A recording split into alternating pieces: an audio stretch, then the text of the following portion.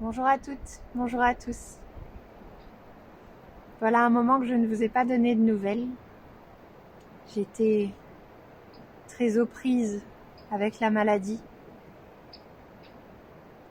J'ai très souvent pensé à vous. J'ai plusieurs fois voulu écrire. Je n'ai jamais réussi à mener ces différentes lettres jusqu'au bout. Et aujourd'hui, j'ai eu envie de profiter de ce moment ensoleillé pour vous faire une vidéo, pour vous parler de vive voix, pour vous raconter un petit peu ce qui s'est passé ces derniers temps et surtout répondre aussi à quelques préoccupations ou à quelques questions qui m'ont été posées par rapport à cette maladie neurologique dont je parle depuis quelques lettres. Mais ce qui me semble le plus important, c'est surtout de vous raconter ce projet de l'enfant étoile. Comment est-ce qu'il va continuer? Parce que des modifications seront nécessaires. Mais avant de m'embarquer dans ce long récit, enfin long, j'aimerais qu'il ne soit pas trop long, je voudrais vous présenter quand même cette vallée, parce qu'on est dans un endroit très émouvant pour moi. C'est sur ce rocher ici que je suis tombée amoureuse de l'Ardèche, il y a 8 ans. Et j'aime, quand c'est possible, venir me ressourcer ici. C'est un lieu très inspirant. Et j'avais envie de le partager comme cadeau avec vous, comme un lieu de grande intimité. Un peu contrairement à mon habitude, moi qui aime bien mettre en valeur le travail d'autres artistes, parler de musique ou parler de voyages et de rencontres, je vais vous parler un petit peu de moi. Et cela m'est assez inhabituel, mais il me semblait bon de le faire pour vous maintenant. Je reviens sur cette vallée. On a de la chance parce que pendant l'automne, vous voyez peut-être les châtaigniers qui sont devenus dorés. Ici, il y a beaucoup d'épisodes cévenols, donc beaucoup de pluie et beaucoup de brouillard. Et donc parfois, toutes ces montagnes sont dissimulées à notre vue, juste par un passage de nuages, et tout d'un coup, tout ça n'est plus visible. Tout se recule et cet élan des montagnes n'est plus visible. Alors, peut-être que je me saisis aussi d'un élan intérieur tout d'un coup un petit peu plus dégagé ou un peu plus lumineux pour vous parler de ces derniers mois. Et peut-être avant de commencer, pour placer tout de suite un éclairage lumineux à ce récit, vous dire que avant que le projet de l'enfant étoile commence, il y a 2 ans maintenant, donc un petit peu avant ça, j'avais eu une très grande perte d'autonomie pendant plusieurs mois où il ne m'avait plus été possible de marcher, ni de parler, de jouer de la musique bien entendu. Il y avait eu des douleurs vraiment extrêmes et un certain nombre de pertes de mémoire ou pertes d'attention. Donc le quotidien avait été très sévèrement impacté et je m'étais dit, si j'arrive à sortir de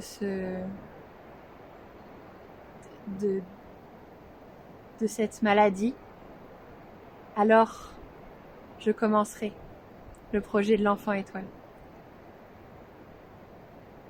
ça avait été important pour moi de me dire, si je retrouve l'accès à la musique, alors il faut que je m'y donne à fond. Et j'avais guéri. Et j'ai commencé l'enfant étoile. Et je suis partie en voyage. Je vous ai rencontrés les uns après les autres. J'ai fait de la musique. Je me suis sentie merveilleusement bien, malgré quelques petits soucis de santé. Et c'est pour ça que quand je suis lourdement retombée malade cet été, la répercussion pour moi prenait un goût particulier, puisque je savais que c'était un retour.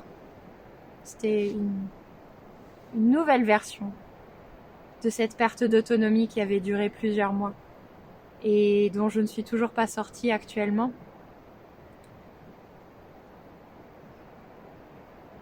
Et j'ai vécu en plus des douleurs ou des problèmes de motricité que j'évoquais tout à l'heure. Les symptômes ont été encore plus forts. Se sont ajoutés notamment des pertes de mots déjà, mais comment on appelle ça, des moments où il m'était impossible de respirer, des détresses respiratoires, et encore d'autres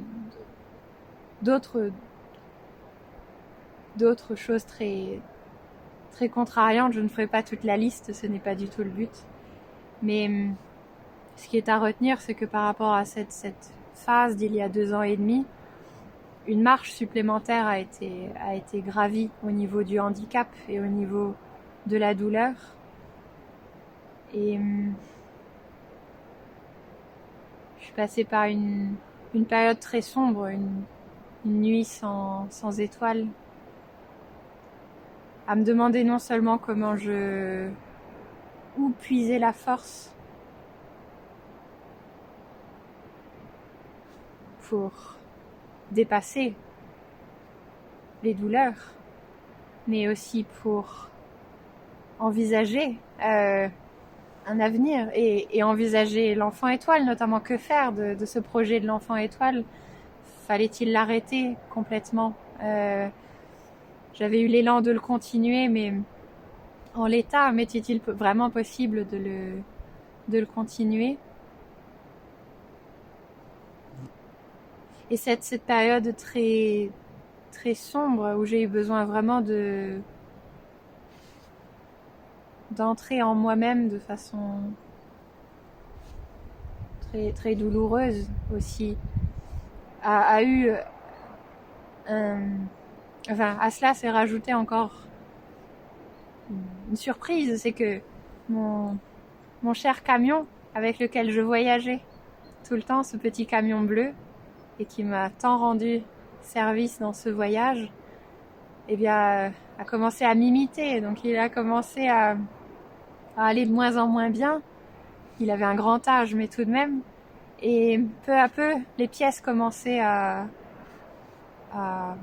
tomber en panne, et j'ai dû le laisser partir. Pour ceux qui me connaissent bien et qui connaissent ce rapport aussi à mon camion et à ce qu'il représentait, en fait, c'était l'enfant étoile en mouvement aussi. Ce moment a été très difficile aussi et m'a beaucoup questionné symboliquement sur la poursuite de l'enfant étoile. Toujours est-il que cette phase sombre, très très sombre passée, il y a quelques jours, tout d'un coup, j'ai senti que je reprenais pied et que, après avoir touché le fond, je pouvais à présent remonter doucement vers quelque chose de plus lumineux. Et pourtant, je l'ai beaucoup cherché. Vous savez à quel point j'ai de la joie à regarder dans la nature ou à écouter de la musique, à être en lien. Et cette joie m'a été rendue il y a très peu de temps, il y a quelques jours. Donc j'ai bon espoir que cela continue. Et je vais ouvrir un petit point par rapport à cette maladie neurologique en elle-même. Beaucoup de questions m'ont été posées aussi par rapport à ça. Je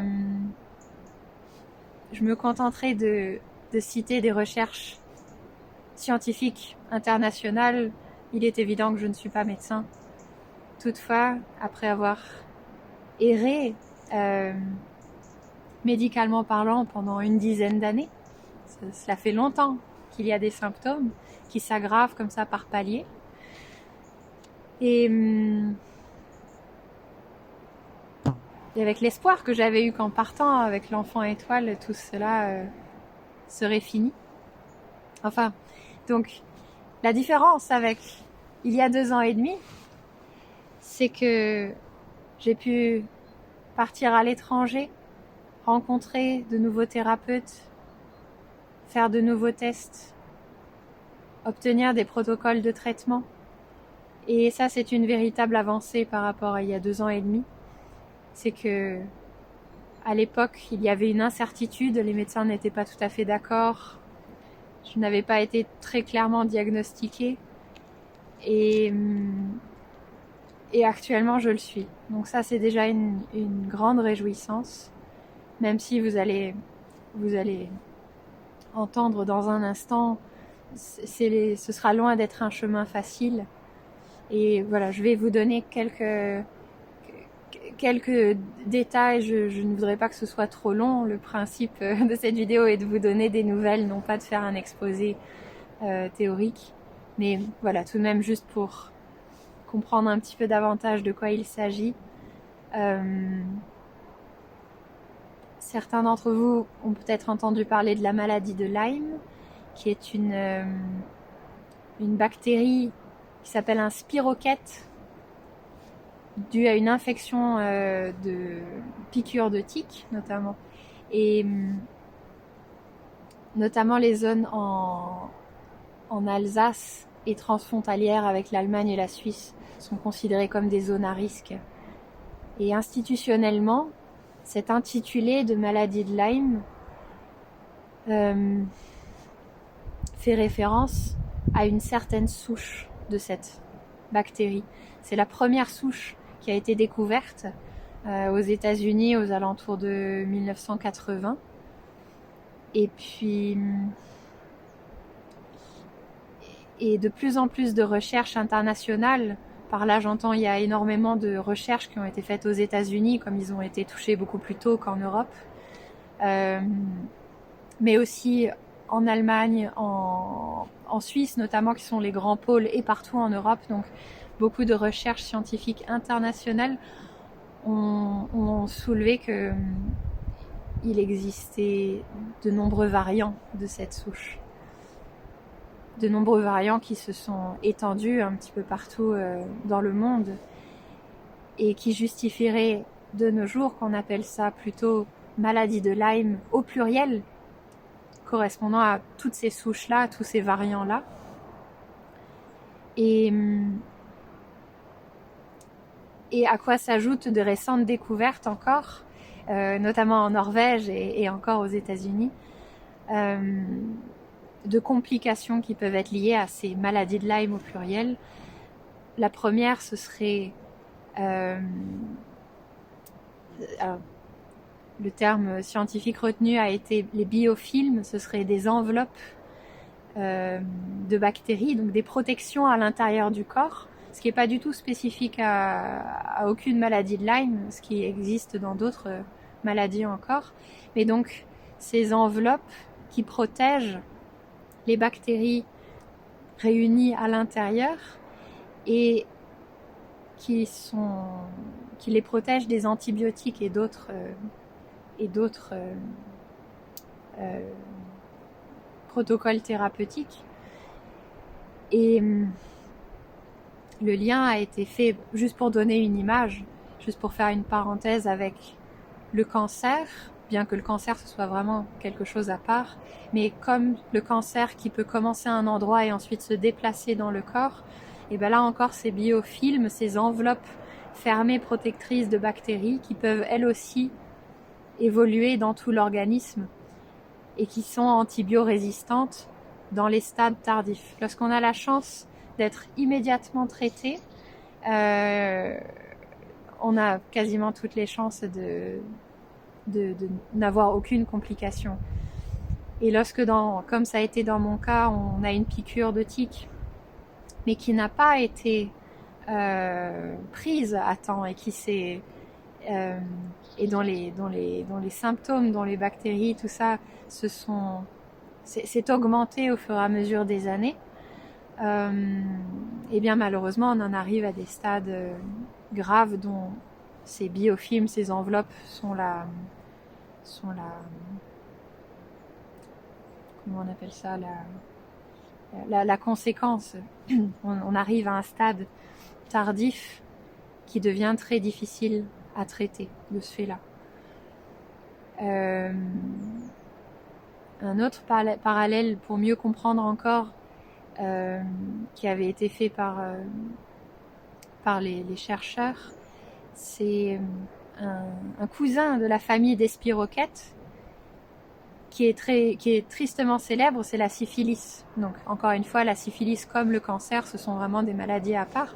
Mais ce qui est intéressant, c'est que l'aspect neurodégénératif de la syphilis et la complexité de traitement en fait est très similaire finalement à ces maladies de Lyme au pluriel, compliquées par les biofilms et malheureusement compliquées encore par d'autres infections qui, profitant d'une faiblesse immunitaire généralisée, viennent aggraver encore l'immunité. Donc voilà, cette maladie-là est très, très difficile donc, à diagnostiquer, surtout dans les stades tardifs et à un endroit où dans les stades tardifs, de plus en plus de lésions ou d'accidents graves, que ce soit d'accidents respiratoires, d'accidents cardiaques ou de toute autre chose, sont à craindre. Voilà, c'est une maladie très difficile à diagnostiquer, très difficile à traiter et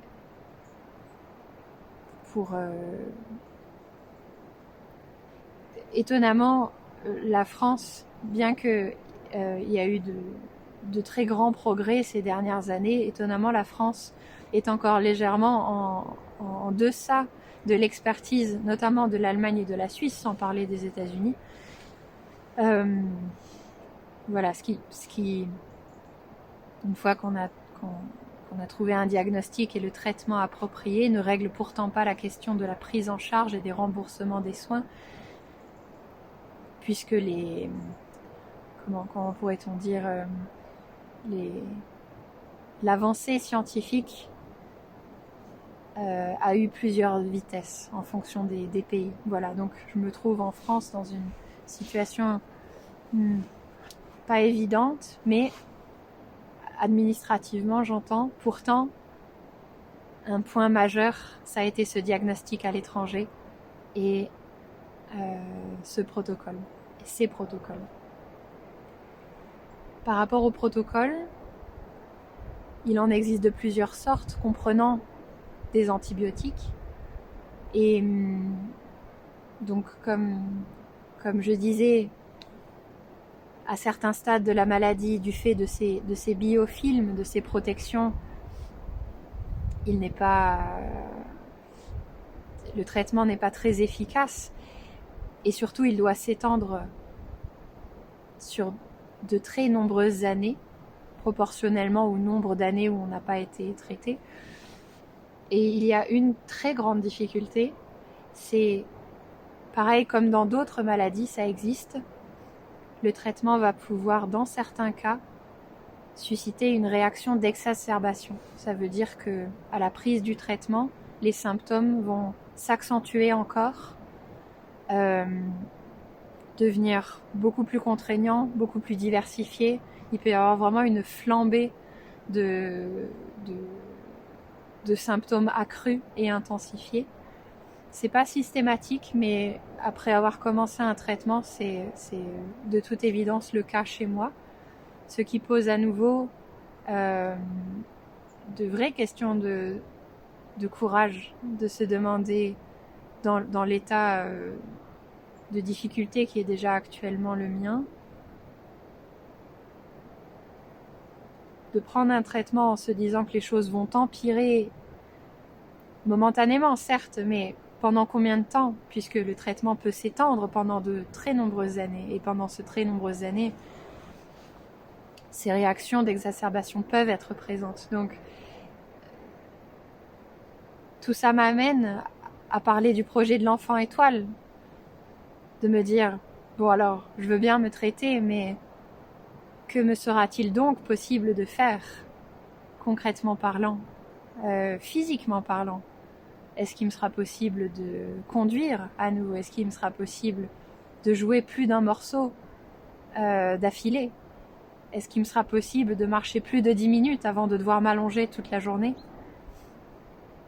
Est-ce que j'aurai assez de concentration aussi? L'étendue des questions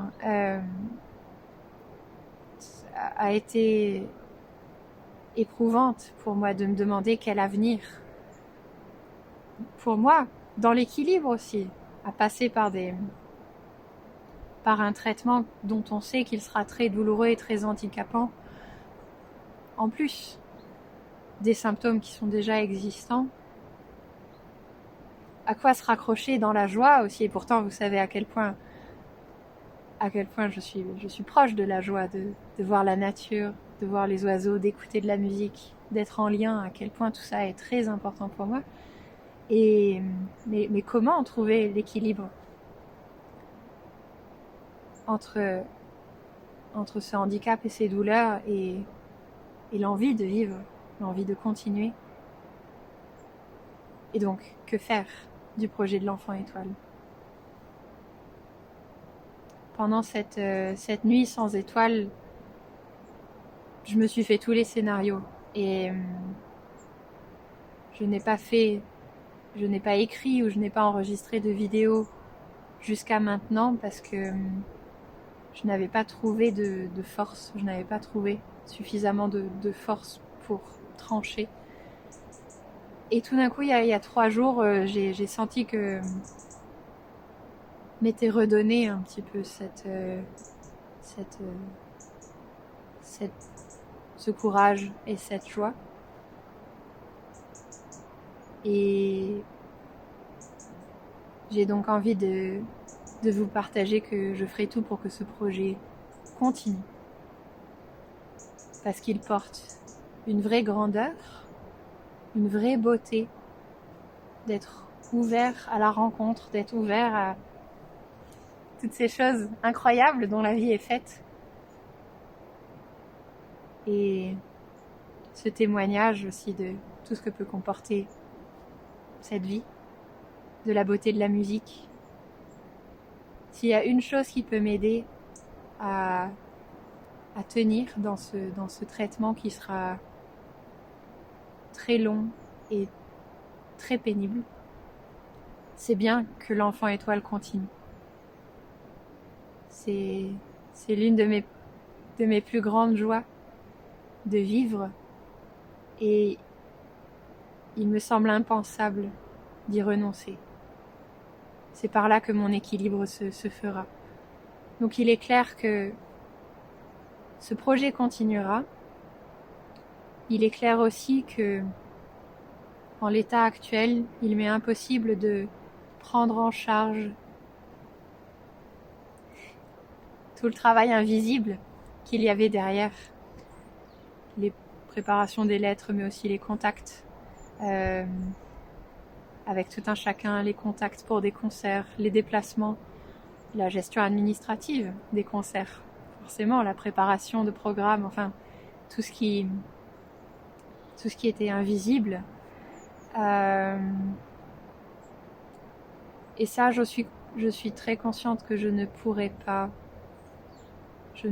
tout gérer. Donc la condition sine qua non pour que continue ce projet actuellement, c'est que je m'entoure de personnes qui devront, enfin qui voudront bien, surtout qui voudront bien m'aider. Alors j'aurai des personnes qui m'aideront à domicile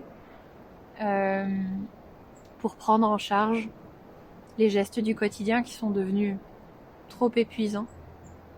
Je voudrais trouver également une personne qui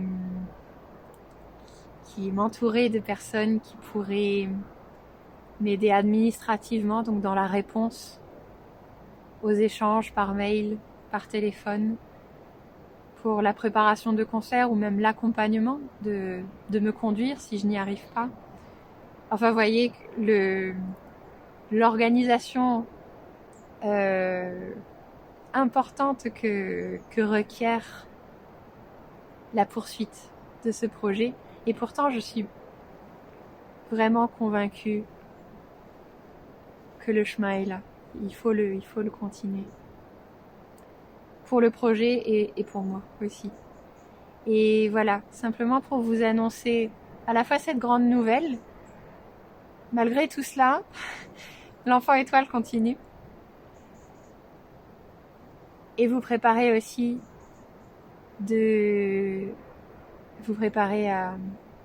à une légère évolution de la gestion interne. Et voilà, qui devrait améliorer ce projet, qui devrait lui donner encore plus d'ailes et d'élan, je l'espère en tout cas. Voilà, alors je voudrais vous remercier chacun et chacune d'être là, par vos présences, par vos messages. Je voudrais tout spécialement remercier quelques personnes qui ont été particulièrement d'une aide durant ces mois-ci. Beaucoup de personnes m'ont soutenu, mais je voudrais faire une mention spéciale à Chris, qui a été extrêmement présent pour les déplacements, pour la gestion du quotidien à de nombreux moments, et voilà, qui a eu beaucoup de courage aussi à se dédier de cette façon-là à une personne en situation de handicap lourd. Et je viens de voir un rouge-gorge. Et je voudrais remercier Nadine et Dominique de m'avoir prêté leur voiture au moment où mon camion est parti. Je voudrais remercier mon papa qui m'a prêté, suite à ça encore, sa propre voiture. Je voudrais remercier toutes celles et ceux qui m'ont envoyé des petits messages avec des nouvelles, des vidéos, des questions parfois. Et voilà, tous ces liens dont je suis consciente que je n'ai pas réussi à répondre à chacun, et veuillez vraiment m'en excuser. Je fais de mon mieux pour apporter très prochainement une réponse à ceux qui n'en ont pas encore eu et que je garde très proche dans le cœur. Et je voudrais remercier Philippe aussi, qui s'est particulièrement investi à distance pour absolument me faire garder le moral. et tant d'autres personnes aussi qui sont des lumières pour moi et qui me soutiennent de loin. C'est ô combien important et surtout dans des situations comme celle-ci. Voilà, donc merci à tout cela, merci à vous tous, et je souhaite de tout cœur qu'on puisse se retrouver autour de la musique, autour de l'art, autour des rêves, autour des envies, autour des couleurs, autour des personnes. Et pour continuer à prendre espoir, continuer à faire exister les choses qui nous maintiennent, qui nous font du bien, qui donnent du sens aussi à nos vies et à nos présences ici, sur la Terre. Alors, je serai heureuse de m'envelopper de vos pensées. Chacun aura son geste, sa pensée, son sourire. Voilà. Et je peux dire que je pense fort à vous tous et que j'espère que nous nous retrouverons très bientôt avec le soleil et de bonnes nouvelles. À bientôt.